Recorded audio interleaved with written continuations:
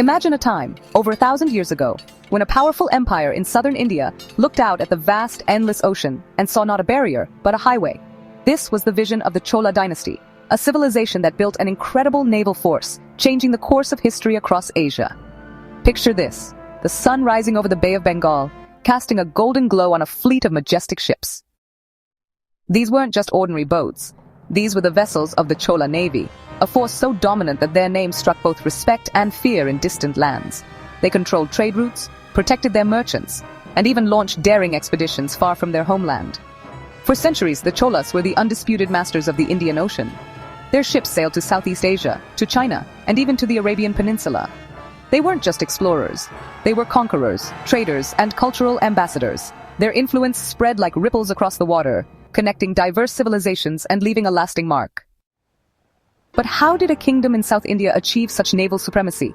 It wasn't magic or mythical weapons. It was a combination of brilliant engineering, strategic thinking, and sheer determination.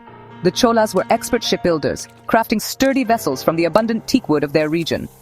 These ships, often called Kappal, were designed for both long voyages and fierce battles. They were strong enough to carry not just goods, but also soldiers, and even war elephants across the open sea. Yes, you heard that right, war elephants on ships.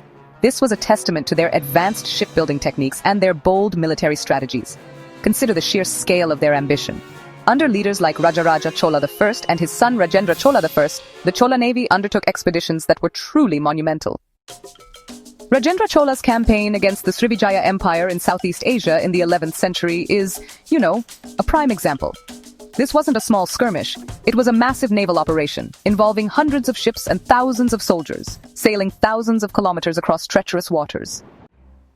It was a display of power and logistical genius that, honestly, few empires in history could match. This wasn't just about military might. The Cholas understood that controlling the seas meant controlling wealth. Their navy protected the lucrative spice trade, ensuring that precious goods like pepper, cardamom, and cinnamon flowed freely from India to markets across the world.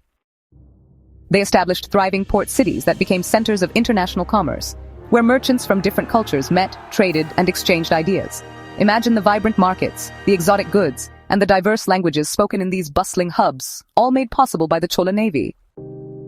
While some stories might talk about secret underwater devices or magical metals, the true genius of the Cholas lay in their practical knowledge. They mastered the monsoon winds, using them to their advantage for swift voyages. They understood ocean currents and navigation, guiding their fleets with precision. Their success was built on a deep respect for the sea and an unwavering commitment to innovation. The Chola legacy is more than just ancient ruins or faded inscriptions. It lives on in the spirit of exploration, in the power of trade, and in the enduring connection between India and the wider world. It reminds us that even 1,000 years ago, human ambition and ingenuity could overcome immense challenges, leaving behind a story that continues to inspire. What are your thoughts on this incredible chapter of history? Share your comments below. And if you want to explore more untold stories and hidden truths from our past, subscribe to Universal Insights and share this video with anyone who loves history. You never know what amazing discoveries await us next.